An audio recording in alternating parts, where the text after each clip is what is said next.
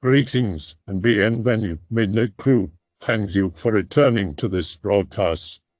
And welcome to new viewers joining us for the first time. If you like a video, then feel free to subscribe. Some viewers may find the following video disturbing. Viewer discretion is advised. I will preface this by stating that none of this will be green text, and that any spelling mistakes can be attributed to English not being my native tongue. I have never mentioned any of the following stories before, except for a few mentions between my family and I, so I don't know why I'm posting this now, least of all on this site. I suppose I need to get some of this off my chest. I'm 23 now and some of this still haunts me to this day. I had a strange childhood. I was raised by my grandmother and my mother. Although my grandmother really was the more parental figure, as my mother has no authority and treated me more like a friend than a child, making it hard for us to have a normal relationship. We never stayed in the same place for long, essentially living a nomadic lifestyle. The most time we ever spent living somewhere before I was 13 was 6 months. I thought it was normal until I started to go to school at 14. Honestly, I wasn't allowed to have friends or talk to other children. I was homeschooled and wasn't allowed to use the internet or read non-approved books before then. So while I realize now that it was some kind of abuse, back then I wasn't especially unhappy with my lot in life, as I wasn't aware that I shouldn't be living like that. Think of it as being a Mormon without a community, if you will. Now, with the detachment that years have shed on those years, I realize that it might be less about religious fanaticism and more about the strange events that kept happening through the years. The first story I can personally remember is what I will call the rabid fox incident. I remember it clearly even now, as if the fear I felt then has made a permanent mark on my mind. Back then we had been living in a townhouse in London for about 3 months, and we ended up staying in that house for 6 months, the longest we ever stayed in a single place, or a city really, in all of my childhood years. Perhaps because my grandmother actually owned the house, and my mother had grown up there, which will be relevant later on in the stories. A rather simple layout, a ground floor with a kitchen, living room and office, a below ground floor giving out to the front and back garden with 2 bedrooms, a bathroom with a shower and a storage room. And the first floor, with 2 more bedrooms, another bathroom and access to the attic. But the thing that fascinated me the most was the back garden. It was fairly big, and horribly overgrown beyond a small tiled area in front of one of the bedrooms which had direct access to it. It seemed like a jungle to my 6-year-old self, and I wanted nothing more than to explore it. I wasn't allowed in the garden alone, probably so that the neighbors wouldn't see me. Although there was a tall brick wall surrounding it and none of the windows of nearby houses gave a clear view of the overgrown area, and no one would let me play beyond the tiled area when I was supervised. And I was often home alone, long enough for even the most studious child to get a bad case of cabin fever. So one sunny afternoon, when I was sure that no one would be back until the evening, I simply slid out of the door and gleefully rushed towards the great outdoors. I had a great time crushing snails and kicking over old garden statues for about an hour before I got tired of it, and settled down next to the old bird bath, now covered in ivy. There was a fox den in my line of sight, but I was partially hidden by some bushes, and I had seen the fox that lived there through the window before. She had 2 fox kits, and fascinated by nature as I was, I hoped to catch a glimpse of them if I was quiet and still enough. So I sat down in the dirt and stared at that fox den with all the determination a 6-year-old can conjure. Eventually, perhaps worn down by the excitement and subsequent boredom, I fall asleep. When I open my eyes again, it's much colder outside and the sun is starting to set. I remember being worried about getting punished, but before the worry grows enough to make me run back inside, I hear some noise not far away and turn to look at it. Sure enough, there's a fox sitting near the entrance of the den, with its back turned to me. No kits in sight, but she's very close to me, perhaps 2 meters or 3 away, and I am so amazed by the closeness that I stay silent and unmoving. She's moving her head in a jerking motion, but I think nothing of it. I thought that perhaps she was grooming herself. But then, slowly and with what seems like great effort, the fox stands up and starts to turn towards me. Something instantly seems wrong. The fur around the face and the neck seems matted with some dark substance. It's a bit shiny like tar, and her jaw is hanging open as if she couldn't close it. I'm not afraid at that point, but I'm concerned that she's seriously hurt, so my reflex is to call out to her, and I start making those PSS noises you make at cats. The head instantly snaps towards me, no real movement. Just one moment I can see the fox's profile, and another she's facing me, as if there were missing frames. The fox starts to make a horrible sound, as if you had put rocks in a blender, and the smell of rot reaches me. I'm now nauseous from the smell and a bit apprehensive, but being the stupid child I am, I still don't move. We stare at each other for perhaps seconds, perhaps minutes, as the noise continues without interruption. She jumps straight at me, but I'm frozen in place and can't even flinch as the fox clears the 2-meter jump and almost reaches me, jaw still hanging almost to her throat. She seems to crash against something in the air because something stops her momentum and lands not far from me, completely still for a few moments. But the sound never stops, and after a few moments her body starts convulsing violently, a big jerking movement that looks unnatural. At this point I finally gather my wits and start legging it back to the door, stumbling over old pots and my own feet in my terror. I reach the door and safely make it back inside, but I remember that the sound cut off as soon as I reached the open area of the garden. I spend about an hour terrified, hiding in my bedroom until my mother comes home and I spill the beans on what happened, too scared to care about punishment. She says that she will lock the garden doors from now on, but she didn't seem surprised at all. I never saw the fox again after that, nor her kits, but for weeks after we would find traces of a black, rotten-smelling substance on the outside walls and stairs, as if it had been rubbed there. I wasn't allowed back into the back garden even supervised, so perhaps that's why the encounters stopped there. But I swear there was something horribly wrong with that fox, and I'm sure it wasn't rabies like I was told. I will be back with other stories later. It's late and I need to work tomorrow. I have more stories to share, but as I said, I dislike writing green text, so if you don't want to read a long post, just don't. As I said, it's to get this off my chest anonymously, not to cater to strangers online. The following incident happened when I was about 8 and living in a small village in the French countryside. Because the village was so small, I had a lot more freedom to go running in the surrounding forest and hills, and I would often do so for hours at a time. So when I left the house on that specific day, it was with the expectation that no one would be looking for me until the evening. I was used to such excursions and had a pocket knife, water, a sandwich, and some matches on me, with the intention of trying to find some animal bones to put in my room. I blame my mom for that creepy interest, as she was really into vulture culture. The woods were familiar and the undergrowth wasn't too thick, so I didn't think anything of it when the woods started getting quieter, the birds giving a short, sharp sound before falling silent one by one. After a while, a faint smell started to permeate the air, metallic like blood but with a hint of sweetness. It wasn't anything I had smelled before, but I wasn't worried at the time.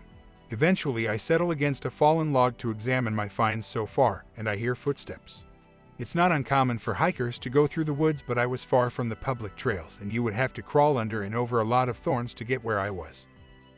I turn to look at the hiker, but it's a kid, a bit younger than me and in clothes that seem completely out of place. It's the middle of autumn, but that kid is wearing a tank top and shorts, and flip-flops of all things, and he isn't scratched up. We stare at each other for a bit before I grab my findings and get up with the intention of leaving. But he calls out to me and asks me to wait. I don't answer, but I do turn towards him and wait a little. I was mostly curious, but knew that I shouldn't talk to him. He starts walking towards me, pushing through the undergrowth like it's nothing, and he still seems unharmed. Not a scratch on him after he pushed his bare shoulders through a blackberry bush. I'm uneasy at that point, but it seems rude to simply leave, so I wait until he reaches me. He looks normal up close, so normal that you wouldn't remember his face in a crowd, and he's holding a small squirrel skull in his hands. He motions for me to open my hands and drops it into my hands, giving me a very wide smile as he does so. For some reason, I pull out my sandwich and hold it out to him. His smile fades, but he takes it. I start to leave again, but he asks me to wait, with the same exact pitch. I know that I will get my ass beat if I become too friendly with the local kids, so I tell him I can't stay. Come back, he asked me. The phrasing seemed weird even then, but I say sure and book it back home with my new treasures. The next time I go into the woods, he shows up again. He gives me a small antler, and I give him the crisps I had on me because it seems fair. We hung out in silence for a while. I was very socially awkward, so it suited me perfectly, and I didn't think it was weird. And when I leave, he once again asks me if I will come back. I say yes, and this continues for a while. We exchange gifts and either sit on the ground or walk around the woods together in silence. The most words we exchange is when I say I want to go somewhere, and the kid never answers verbally. I never even asked his name. My grandmother interrogates me about some of my finds, as some bones I bring back aren't from native animals, but I say that I found them, and she eventually drops it, although she seems suspicious. It stays like that until one day I get into an argument with my grandmother and run away to the woods to have a good crying session, not taking anything with me. The kid shows up regardless, as he always seems to know when I will be in the woods, and he holds another small skull and holds it out towards me. I'm crying but manage to mumble that it wouldn't be fair because I have no food. He keeps holding it out until eventually he seems to get annoyed and grabs one of my wrists to pull my hand towards him and drop the skull in my hand. I cry out. The sensation of his skin on mine burns like hot metal. He frowns, the expression looking odd on his face because only his forehead really moves. The rest of his face is like a mask. We both stare at each other in silence until I clutch my wrist with another cry of pain, noting that it starts to turn red. And for the first time the boy leaves first, pushing through brambles just as confidently as before. I go home and show my injury to my mom, who starts to put some cream on it before I tell her that a boy hurt me, and she suddenly goes still. She asks me if I made a friend that I didn't tell her about, and I say that he couldn't be a friend because we didn't talk, but that we made trades. After a few more questions she seems to drop it, but she puts dried herbs in the bandages, which is strange. We left 2 days later in a rush, and they made me leave all of my gifts in the garden, no matter how much I tried to argue. I do sneak the first squirrel skull into my pockets though. Pic related is what the first house looked like. I won't post an actual picture of the house because of privacy reasons. I too have a story to share. There's this land, in rural Italy, that now belongs to my grandfather. It's literally a dump that overlooks a creek. My grandfather wanted to build us a house, but for one reason or another he never did it. Several interesting things have happened on and around this land. Multiple UFO sightings and abductions. A butcher killed his wife and buried her nearby. Once a panther escaped from a nearby circus, and since then the residents in the area hear bestial noises and several corpses. Animals, but if I'm not mistaken also humans, have been found hanging from trees. The most interesting thing about this terrain is that throughout history several armies disappeared or were completely massacred right where my grandfather wanted to build. On this ground have walked the Romans, the Etruscans, some Germanic tribes, the Phoenicians, Americans, World War II. Now I will tell you my story on this ground. It must have been the 90s, and my grandfather, together with a friend of his, began digging to prepare the foundations. They dig, and at one point they find bones, human bones. They dug for months in different areas of the ground. Unfortunately, I can't tell you how big it is, and every time they found only human bones and coins, swords, spears, helmets and other odds and ends. My grandfather, since he did not want the authorities to confiscate the land for archaeological excavations, decided to take all the bones and threw them into the stream. Probably this gesture enraged the souls of those poor bastards who from that day on haunt the land. The residents nearby have left because they were afraid of spirits. Also my family thinks my grandfather was cursed, but this is another story, also quite funny. Fast forward, it's the early 2000s. I was about 3, maybe 5 years old. My mom takes me to that lot because she wanted me to meet some relatives who at the time were helping my grandfather fix some junk or something. Me, my mom and dad arrive on the ground. My grandfather and uncle were looking for my aunt who was lost in the woods. She comes screaming out of the woods saying she saw ghosts, takes my uncle, they get in the car and drive away. My mother asks my grandfather what she was talking about. My mother is very superstitious, and my grandfather replies with an almost ironic tone. If you knew how many bastards died here. If I told you, you wouldn't believe me. After a while they argue, but I realize there is something in the woods. I look closer and I see Roman legionnaires in uniform with banners staring at us. I tell my mom, but she can't see anything. Scared, she took me away from that land, but before we could leave I saw, in a nearby vineyard, hundreds of men dressed in green with turtle shells on their heads. I told my mom and she saw these soldiers just before they disappeared. She was so terrified that to this day she still speaks of it as one of the most terrifying moments of her life. That ground is still there. My grandfather hasn't set foot on it for years now. I was about 4, maybe 5, but I can remember these memories really well. I used to see ghosts/demons/whatever while in bed at night. There was a wolf that would just sit there and stare at me. There was also a blue devil that would appear sometimes. There were multiple instances of this. One time I was in bed and the blue devil was leaning over me and strangling me, asking what I wanted. He was also with other demons in a circle around my bed. I started to say I want my mom and dad. They suddenly vanished and my mom and dad came into the room. Never saw the blue devil after that. Thing that gets me is at the age of 4 or 5, how did I know what devils and demons look like?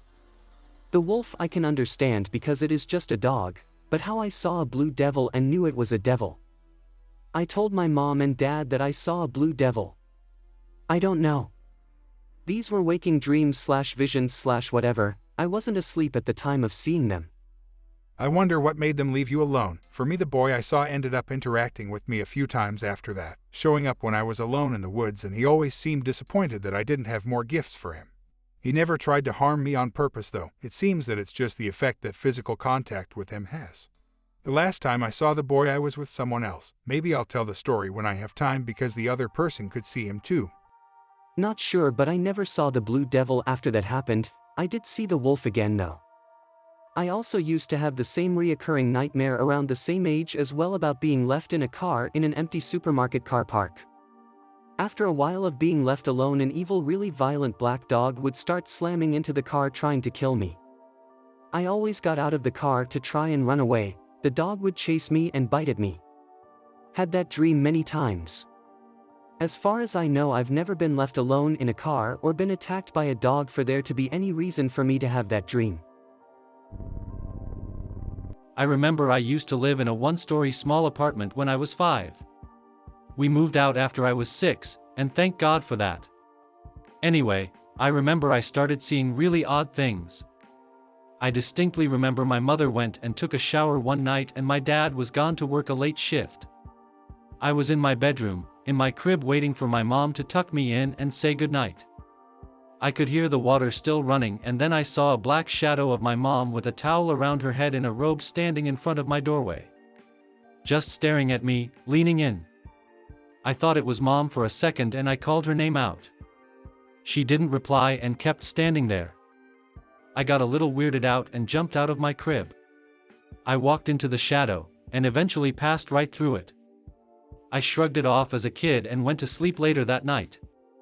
Then I had really weird nightmares that following week. Weird fever dreams about my parents vanishing and I'm left in the apartment all alone. And I would have dreams about dead people falling out of my closet. I remember I had one really terrifying nightmare about the closet. My cousin in the dream was pranking me about my closet being haunted. He started shaking the door. Then he turned around at me and his eyes started bleeding and he started yelling weird cuss words. He opened the closet and a bunch of coal came out and it terrified me. Then I had another feverish nightmare about how my family and friends were gathered around the dinner table for a large feast at night, and when I approached the table my parents said I needed to go to sleep. I kept saying no and they said I would be punished if I didn't go to sleep. I looked back at my bedroom and I used to have this red bin full of toys and little cars. It was dark but I could see the bin tipped over and the toys were on the carpet floor. Then I saw this large, really freaky dark shadow that looked like a hooded death start stomping all over the cars. He made growling noises. I came to my mom crying that there was someone in my room, but she said go to sleep, showing no care. I eventually looked inside the room and the thing was coming closer and the growling got louder and louder. Then the dream ended by then. I would have nightmares like this for weeks and weeks, waking up as a kid drained in sweat and fearing for tonight's sleep. I wouldn't really tell my parents these dreams because I knew they wouldn't believe me. We were a Christian household, and my parents were very strict about being Baptists. I remember one morning I woke up to the sounds of a man and woman arguing. It sounded like it was coming from upstairs. There was another floor above ours, but there was one old lady that lived there and never walked around much. The arguing kept continuing and it started getting really violent. I heard swear words I've never heard before and things like, "I'm gonna murder you, you stupid." Then I hear a loud gunshot. A body thud, and then I hear the body being dragged across the floor. It all seemed very realistic to me. And this was in the morning, so there is no explanation to this at all. My worst experience living in that apartment was to come soon. I am not making this up at all. I swear I was either pure borderline insane as a child or this apartment had demons in it. I was never exposed to violent or scary movies as a kid or anything such. My parents were always respectful and loving and there wasn't an ounce of negativity coming from them or any influence. Anyways, one night I remember we went to sleep late after coming from a birthday party. I had my little night light on in my room and it really helped me sleep. My parents were already knocked out cold and I could hear my dad snoring. I started shutting my eyes, and then all of a sudden I heard really loud screaming and dark guitar metal coming from underneath my bed. I started screaming and crying, and my dad came running. He questioned me and I told him what was happening. He looked under my bed and found absolutely nothing. I had no electronic devices in my room. He checked the DVD player, his computer, the TV, anything that could emit a single sound from it in the entire apartment. Nothing was found. He waited by room for a minute and eventually went back to his room. As soon as he closed his door, the screaming was back and it was louder than ever. I felt claws coming out of my bed sheets from the bottom. My dad bursted in and took me and put me in their room. My parents fell back asleep and I was in the middle. I stood awake, finally feeling secure. However, while they were both asleep, I saw something really weird. I was staring at the ceiling and I saw faces morph in and out of the ceiling and hands trying to come out. I closed my eyes and dove under the blankets. I finally fell asleep. That was probably the most awful, traumatizing night of my life. When we moved out of the apartments, none of this continued. What could have influenced this? My uncle told me nothing ever happened in our room in particular, but people died in strange ways in different rooms. Not too long after we moved, a dad actually killed his entire family with a revolver and took his own life after in one of the apartments. I want to make sense of this. There was definitely something weird in those apartments. A dark presence for sure. I'll share one of mine that may or may not have been a dream, but it seemed so real to me. Be a 4-year-old me, playing with Godzilla toys in the driveway. Suddenly notice a huge ant crawling onto the driveway. It had to be about the size of a glass Coke bottle. My dad happens to pull into the driveway. I pointed out the huge ant to him. He basically decapitates it with a shovel. He doesn't remember the event and it might have just been a dream, but it always felt like it actually happened. I hope that you enjoyed tonight's broadcast. If you enjoyed tonight's story, then please subscribe to the channel, as more green texts will appear daily. A new broadcast will appear when the clock strikes midnight Central Time.